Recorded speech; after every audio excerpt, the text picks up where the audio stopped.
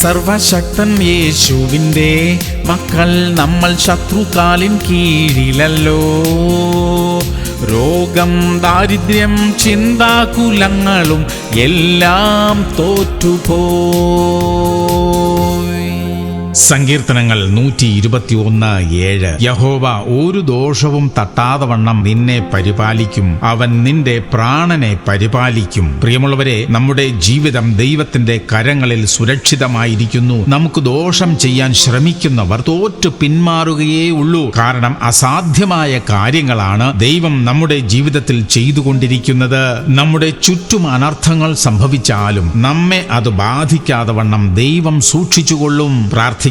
സ്വർഗീയ പിതാവേ, അവിടുന്ന് ഞങ്ങൾക്ക് തരുന്ന സംരക്ഷണത്തിനായി സ്തോത്രം. അനർത്ഥങ്ങൾ ഞങ്ങളുടെ ചുറ്റും സംഭവിച്ചാലും അതൊന്നും ഞങ്ങളെ ബാധിക്കാതെ വണ്ണം ഞങ്ങളെ പരിപാലിക്കുന്നതിനായി നന്ദി അപ്പാ. അവിടുത്തെ കരുതൽ ഇന്നും ഞങ്ങൾക്ക് തരുമാറാകണമേ. യേശു ക്രിസ്തുവിന്റെ നാമത്തിൽ തന്നെ.